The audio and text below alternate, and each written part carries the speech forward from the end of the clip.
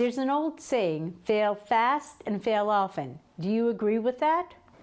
Well, if you're going to fail, it's definitely better to fail faster than slower. But I think the question we should be asking is, how do you define failure? Specifically, what is business failure?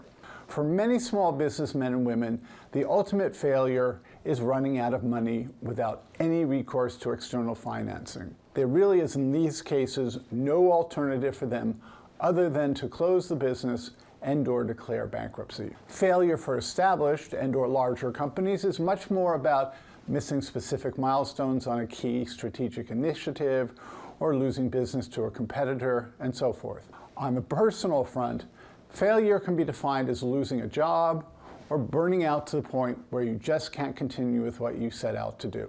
There are other versions of failure, but I thought I would start with some of the more common. As a coach for CEOs, sometimes the only way a client is going to learn a hard lesson is to have what I call a near-death failure, bringing them to the precipice, letting them look down, and then yanking them back before they fall in. But in general, I would say if you're going to have to fail, then do it fast. Pick yourself up and continue. What's your new way of thinking about failure?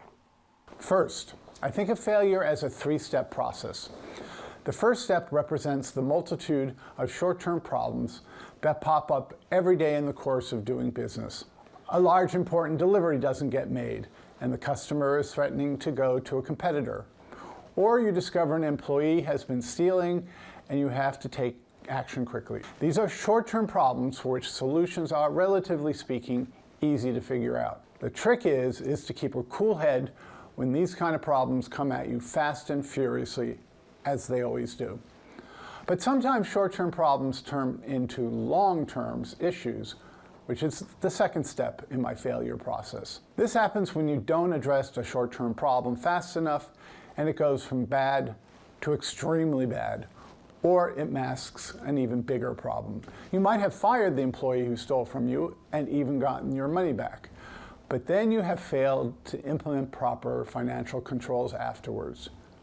You now have a long-term issue that can cause multiple thefts, hacking, etc., that could go undetected for a long time and cost you and your firm a lot of money. Unrecognized long-term issues can simmer for extended periods of time, out of sight until they make their presence known.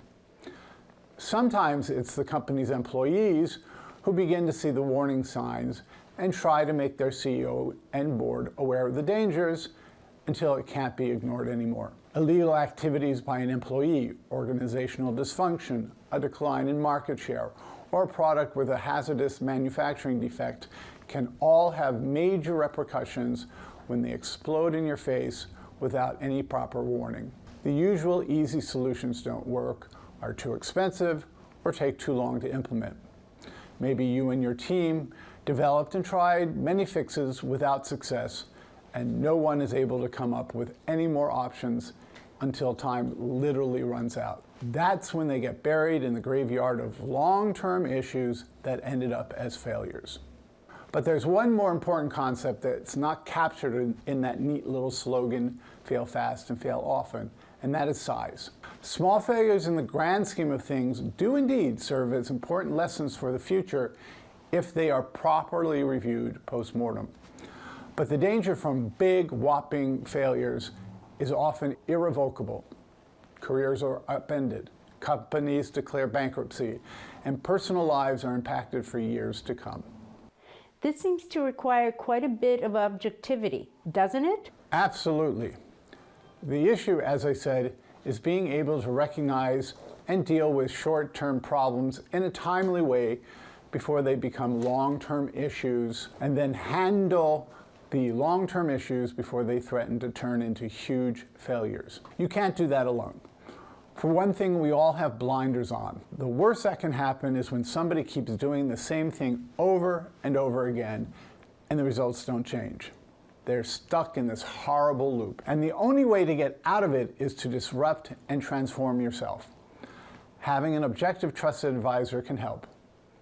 However, many people turn to lawyers and accountants, But these professionals' understanding about business is somewhat limited. They're more about ensuring compliance to laws, tax codes, and so forth. What an ambitious and successful CEO really needs is a business consultant or coach who understands how CEOs make decisions under stress and how CEOs evaluate performance of others and of themselves. Someone who can call you out when you're engaging in this endless loop and not willing to pull the plug or come up with a suitable solution. I have a client who's been through this loop several times. He imports household products from Germany. About 2 years ago, he made a very bad judgment call about the marketplace and bought $1 million worth of high-end knives that just didn't sell. He ended up having to mark them down to get rid of them, but in the process, the relationship between him and his other two investors became untenable. He and I started working together shortly after this event, and the next thing I know, he's walking away from his investors and his business. Just like that. No lawsuit, no cashing out. He simply declared failure. I told him I wasn't going to let him do something like that ever again. The good news is he started a new business. He was very excited until, of course, he hit a major short-term problem, and this was that his advertising costs were literally driving him out of business. That could have turned into a major long-term problem that might have caused him to declare failure too soon again. I brought in some digital marketing experts so he could finally understand the problem and how to fix it. It was by no means an easy undertaking, given that his financial resources were dwindling and there was a supply issue that was threatening the business from within. My role was to keep him focused and optimistic and out of the danger zone of declaring failure too soon. I slowed his velocity down. I said, look, let's not even call this a long-term issue. It really is just a decision you made that caused some short-term problems. Let's reverse your decision so that we can start from the beginning again.